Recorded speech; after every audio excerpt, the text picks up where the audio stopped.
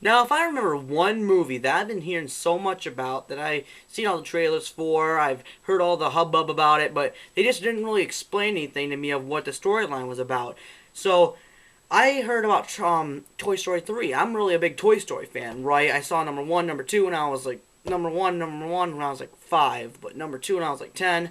So, I want to see number 3 because that's like a childhood fan thing. So, Power Rangers for some kids, Mortal Kombat for some other kids, Transformers for other kids. This is my series. Leave me alone with it. But anyways, getting down to business, what I did is I went and saw this at movie theaters, and I thought it was just gonna be, one of those casual movies. You're probably just gonna buy it for a cheap price at a local video store, like Family Video, probably I don't know, maybe just a local video store, maybe for like $5 instead of paying like $20 for it. Well, that's not the case. This movie is probably the best animated movie I've ever seen, and I will tell you why right now in my review of Toy Story 3.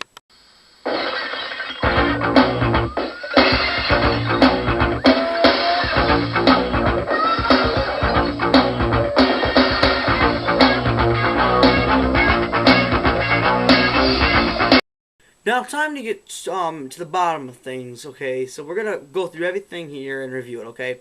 So, the director of this fantastic movie, his name is Lee Unkrich.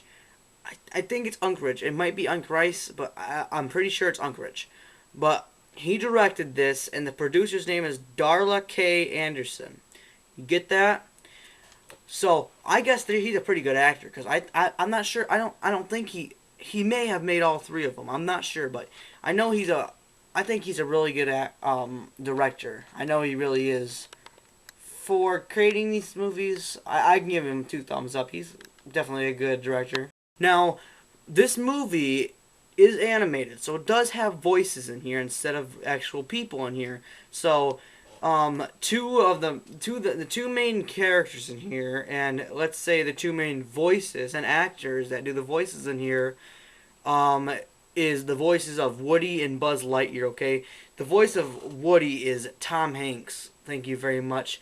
I haven't seen much from him lately, but he does a wonderful Woody voice, and I would really love for I would really love for him if they ever do make a number 4 for him to still do voice.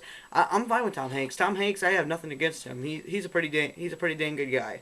So he's pretty good. I like the voice of Woody. He does a very good. He has a pretty dang good Woody voice. I'll tell you that.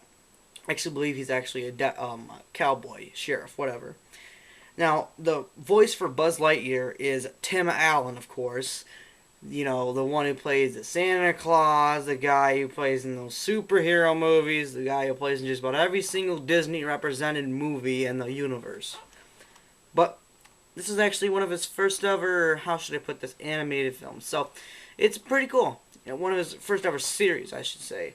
So, yeah, it's pretty cool. I have nothing against Tim Allen. He's a pretty cool guy. I like both the voices in here. The other voices, I didn't really, I didn't have any problem against them, but I don't see any other big voices in there that I know of. I mean, Tom Hanks and Tim Allen. I mean, you can't get much better than that for Disney. I mean, God, you really can't. All right, so now it's time to get down to the story. Basically, the story is about toys whose owners Andy is 17 now. He's 17 and going to college, of course, but only wants to take Woody. After he misplaces his toys, then they start thinking he purposely did it, but he did not purposely do it.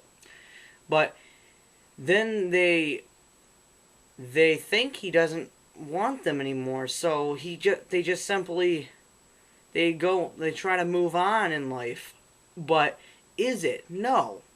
This bear named Lotso, who happens to not only run the daycare place they end up at, but lures innocent new toys to be tortured by the toddlers. Well, they get played with the less crazy older kids, and so they must find a way to escape and find out where they belong is with each other.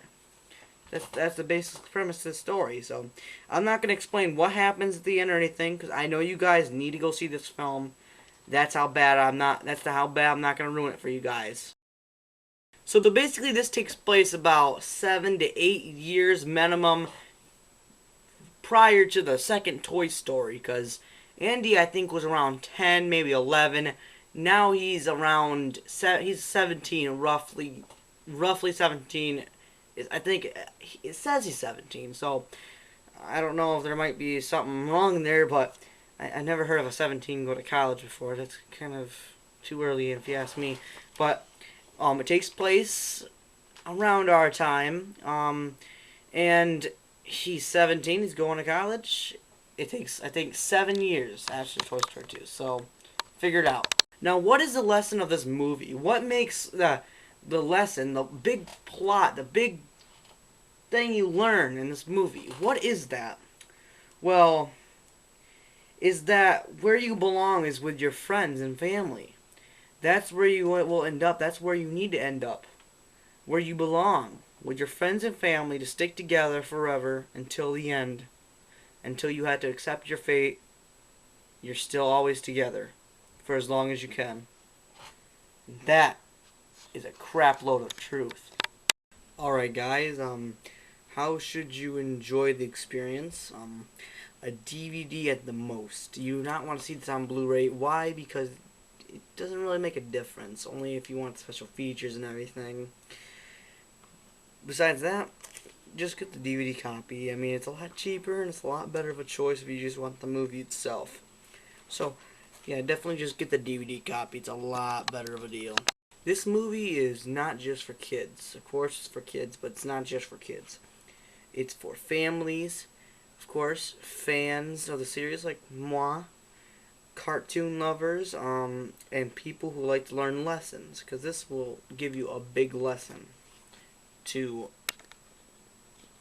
the end of the movie, you'll learn a big lesson, and that's one of the most important factors of this movie. Now, what should someone give this out of a 10 on a scale of 1 being worse and 10 being the best? But what's probably the highest rating anyone could possibly give this? Is probably a 9.3, an 8 through 9.3, because there's just no way it can be 10 out of 10, because nothing's 10 out of 10. I learned that. There's no perfect movie. Until I see a perfect movie, then the day I see a perfect movie is when pigs can fly. So until somebody builds a catapult and shoots a live pig up like 1,000,000 feet off the Earth's atmosphere and comes back down gently without burning into millions of pieces or anything, then that's the day I will believe that there's a 10 out of 10 review.